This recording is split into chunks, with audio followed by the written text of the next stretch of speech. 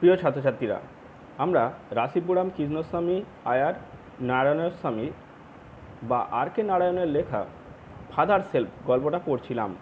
আমরা unit 1টা complete করেছি। সেখানে দেখেছি স্যামুয়েল নামে একটা ছেলে, সে বিদ্যালয়ে যেতে চায় না।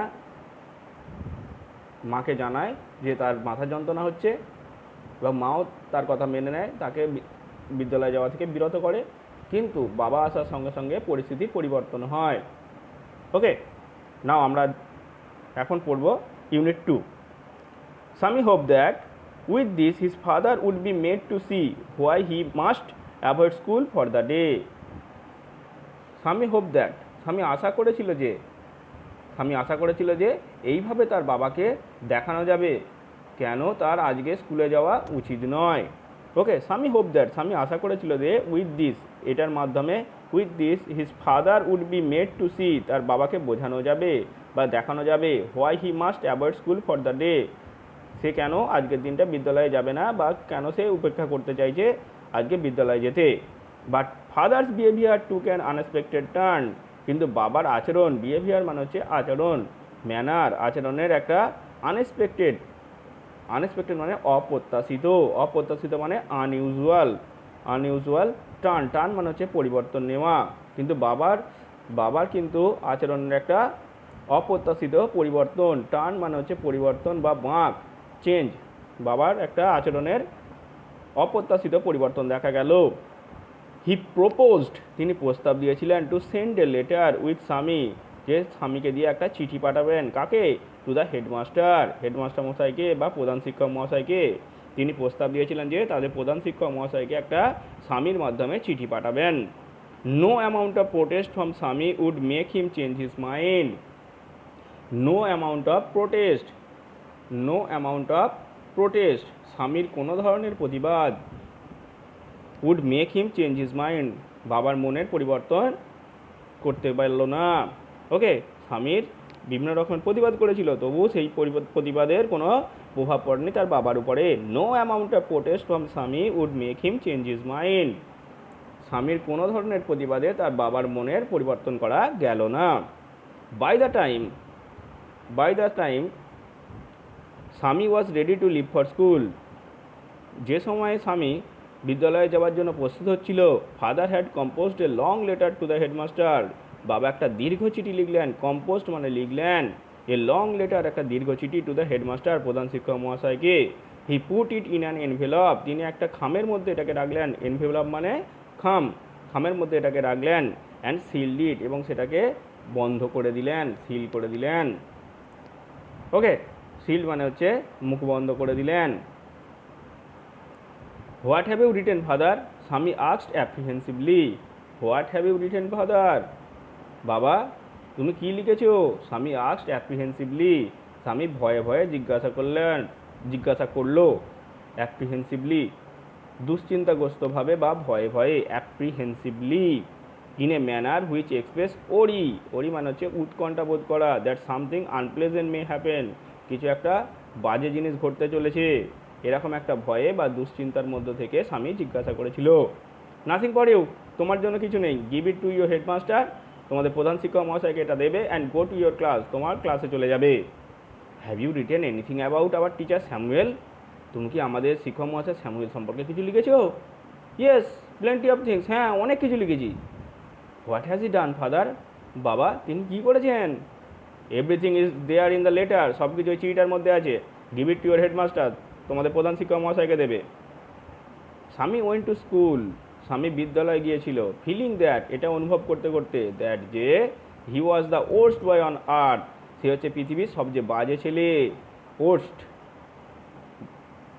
ব্যাড, ওর্স্ট নিকৃষ্টতম, ব্যাড মানে খারাপ।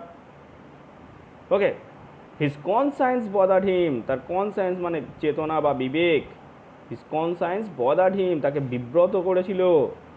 ওকে, ডিস্টার্ব, বদার্ড মানে disturb, his conscience bothered him, he was not at all sure, সে সুনিশ্চিত ছিল না, if his description of Samuel had been accurate, Samuel সম্পর্কে সে যে বর্ণনা করেছে সেটা সঠিক কিনা। অ্যাকিউরেট মানে সঠিক, সেটা সঠিক কিনা, হ্যাঁ সে কিন্তু নিশ্চিন্ত ছিল না। Okay, he had mixed up the real and the imagine. সে অনুভব করছিল, সে বুঝতে পারছিল, সে মিক্সড করে ফেলেছে, মিশিয়ে ফেলেছে। মিক্সড মানে হচ্ছে মিশ্রণ, মিশিয়ে ফেলা। The real and the imagine, সত্যি এবং কল্পনা। যে সত্যি এবং কল্পনা দুটোকে একসঙ্গে মিশিয়ে ফেলেছে। স্বামী stopped on the road side to make up his mind about Samuel. স্বামী কী হলো? স্বামী রাস্তার ধারে দাঁড়ালো স্যামুয়েলের ব্যাপারে মনস্থির করার জন্য। স্বামী stopped on the road side, স্বামী দাঁড়ালো রাস্তার ধারে টু মেক আপ মানে মনস্থির করতে, হিজ মাইন্ড তার মনটাকে, অ্যাবাউট স্যামুয়েল সম্পর্কে তার মনটাকে স্থির করার জন্য সে রাস্তার ধারে দাঁড়ালো। Samuel was not such a bad man after all, Samuel অতটা খারাপ লোক নন। পার্সোনালি ব্যক্তিগতভাবে he was much more friendly than the other teachers, তিনি অন্যান্য শিক্ষক মহাশয়দের থেকে তুলনায় বেশি একটু বন্ধু মনোভাবাপন্ন। ফ্রেন্ডলি মানে হচ্ছে বন্ধু ভাবাপন্ন। Okay, Swami also felt Samuel had a special regard for him. Swami এটাও অনুভব করেছিল, ফেল্ড মানে অনুভব করেছিল, কি অনুভব করেছিল? যে স্যামুয়েল তার প্রতি এক বিশেষ পছন্দ রয়েছে। ওকে, স্যামুয়েল তাকে একটু বেশিই পছন্দ করে, স্যামুয়েল তাকে একটু বেশি পছন্দ করে। রিগার্ড মানে হচ্ছে লাইকিং বা পছন্দ করা। Swami's head was dizzy with confusion, স্বামীর মাথাটা চিন্তায় ভোঁ করতে লাগলো। ডিজি মানে হচ্ছে imbalance and undecided state of mind. Imbalance মানে হচ্ছে ভারসাম্যহীন অবস্থা, মনে স্থির না থাকা। ওকে, তাহলে কি হলো? Swami's head was dizzy with confusion মানে হচ্ছে বিশৃঙ্খল অবস্থা। এই বিশৃঙ্খলতার জন্য তার স্বামীর মাথাটা যেন ভোঁ করতে লাগলো। হি কুড নট ডিসাইড, সে স্থির করতে পারছিল না। If Samuel really deserve the allegation made against him in দিয়ার লেটার, এই চিঠিতে যেসব দোষারোপগুলো করা হয়েছে, অ্যালিগেশন মানে হচ্ছে দোষারোপ, যে দোষারোপগুলো করা রয়েছে সেগুলো আদেও সত্যি কিনা, স্যামুয়েলের প্রাপ্য কিনা, এই নিয়ে সে মনস্থির করতে পারছিল না, সে স্থির করতে পারছিল না। Okay, the more he thought of Samuel, সে যতই স্যামুয়েলের কথা চিন্তা করছিল, দ্য মোর স্বামী গিফট ফর হিম, স্যামুয়েল তার জন্য খুব বেশি দুঃখ পাচ্ছিল বা কষ্ট পাচ্ছিল। গিফট মানে হচ্ছে দুঃখ পাওয়া, ওকে, বা যন্ত্রণা পাওয়া। To recall Samuel's dark face, সে স্মরণ করছিল স্যামুয়েলের কালো মুখটা। হিজ থিন মস্টাজ, তার হচ্ছে সরু গোঁপ, থিন মস্টাজ, আনসেভেন চিক, না কামানো গাল, আনসেভেন মানে হচ্ছে না কামানো, চিক মানে হচ্ছে গাল, অ্যান্ড ইয়েলো কোট, হলুদ রঙের কোটটা। ফিল স্বামীনাথন উইথ সরো, স্বামীনাথনকে দুঃখে পূর্ণ করছিল। স্যামুয়েলের কালো মুখ, তার সরু গোঁপ, দাড়ি না কামানো গাল এবং হলুদ কোটের কথা মনে করে স্বামীনাথের মন দুঃখে ভরে যাচ্ছিল। ওকে, তাহলে এখানে আমরা কি পেলাম? তার বাবা হেডমাস্টার মশাইকে একটা চিঠি লেখেন এবং স্বামীকে বলেন সেটি তাকে দিতে। স্বামী প্রস্তুত হলো বিদ্যালয়ে যাওয়ার জন্য। বিদ্যালয়ে যেতে যেতে কিন্তু সে বিবেক দংশনে ভুগতে লাগলো। সে রাস্তায় একবার দাঁড়ালো তাদের স্যার স্যামুয়েল সম্পর্কে মনটাকে স্থির করে নেওয়ার জন্য। সে ভাবতে লাগলো স্যামুয়েল সম্পর্কে যে বর্ণনাটা সে দিয়েছে সেটা আদেও সত্য কিনা তার জানা নেই, কারণ সে কল্পনা এবং বাস্তবের সঙ্গে একটা মিশ্রণ ঘটিয়ে ফেলেছে। স্যামুয়েল কিন্তু অতটা খারাপ স্যার নন। স্যামুয়েলের স্যারের মুখটা যখনই তার মনে পড়ছিল তার মনটা দুঃখে ভরে উঠছিল।